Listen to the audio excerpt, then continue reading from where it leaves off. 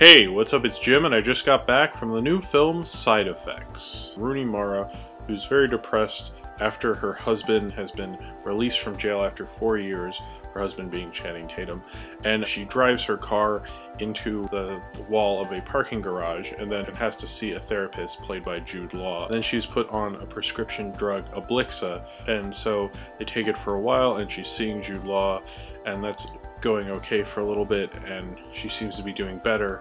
However, the drug causes sleepwalking, and there's a couple of times where she has sleepwalking episodes, and he tries to prescribe other things, but she likes Ablixa, so they stay on it. And then she sleepwalks and she's making dinner while she's sleepwalking, oddly enough, and then she stabs her husband, Channing Tatum, and goes to jail. Jude Law is being investigated and seeing if he prescribed her the right drugs, and they bring his medical treatment of her up to question, and everything kind of just starts to fall apart. Now, this is the final theatrical film from Steven Soderbergh. He actually made the Liberace biopic as a film to go to theaters, but it's actually coming to TV. However, I think this is the last one that he shot. When you look at this part of his career with like Contagion and Haywire, this is more in that vein where he's taking a genre, kind of a smaller genre in this case, which was kind of the 80s, 90s kind of adult thriller genre, things like Fatal Attraction, Basic Instinct is in there. I'd put kind of Dress to Kill in that genre. I think Disclosure, Michael Douglas was in a lot of them, and that genre's kind of gone away. They were very adult, they're very big kind of Hollywood movies, very of their time, a lot of overscoring. As he does, especially in this period and with films like Haywire and Contagion and Side Effects, he always has to be Steven Soderbergh, the art movie director, as well as Steven Soderbergh, the studio director. He's pretty much like, at this point in his career, like a studio director was in the old Hollywood era, and going from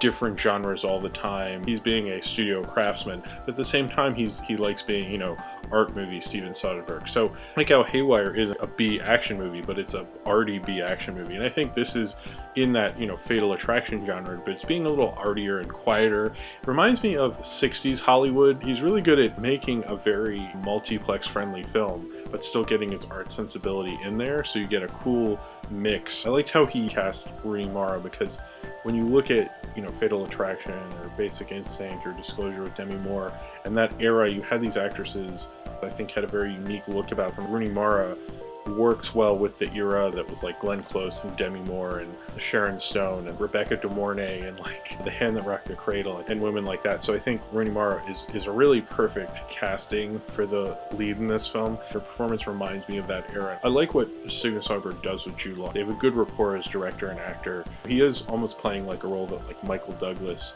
would play back in that era. It's interesting that Michael Douglas wasn't in this, but he's in the Liberace. I was wondering if the shot at the beginning and the end, this isn't giving anything away, of the apartment building was kind of trying to remind people of Roman Polanski or Hitchcock. This was a genre that when it was around, it was very Hitchcock influenced, so it's interesting to watch a movie that's influenced by the movies that were influenced by Hitchcock. You can kind of feel Hitchcock in there a little bit. Alright, so I'm going to do a spoiler section. Please don't watch past this. It would really ruin the movie if you knew exactly what's going to happen. So if you're going to see Side Effects, and even if you're not, just don't be one of those people. That's lame. So just don't ruin it for yourself, and go and see the movie, and you can come back and watch more. When Channing Tatum got stabbed in that one scene, the whole audience was like shocked. I was even shocked, and I like how he kind of messes with the ideas we'll have about the film, and I think that's why the Channing Tatum stabbing was so shocking, because at the beginning you think maybe this film will bring into question prescription drugs and like question how in bed psychiatrists are and doctors are with the pharmaceutical companies. But he doesn't really do that, although he hints at it at the beginning, which I thought was really interesting. You're kind of expecting one thing, and like right when the Channing Tatum stabbing thing happens, the movie kind of changes. And I think that makes it even more shocking, because you almost aren't expecting, well, I wasn't expecting Channing Tatum to get stabbed like that. Stunning, it was shocking, and I really ordered the whole audience, and even people that were talking at that point when we were watching the film, stop talking for a little bit, because it kind of engages you more. You're like, what? That came out of nowhere. What's going on? So I mean, at least it felt that way to me. Maybe I ignored them after that, but it felt like they weren't talking for a while. And then I noticed the same people who were talking before and then stopped.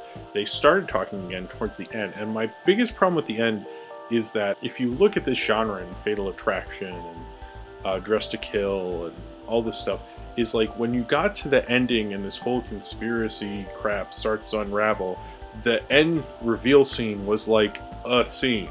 So if it seemed like too crazy and too unbelievable, you wouldn't have a ton of time to process it because it'd be in one scene and then movie's over and you don't have to think about it too much. It's really a mistake on Soderbergh's part and the writer Scott Z. Burns, is that they keep going and going, and like the end reveal scene is like 15-20 minutes. It just went on for too long, and I think it added to almost its implausibility, is that he keeps going and going and going with this reveal.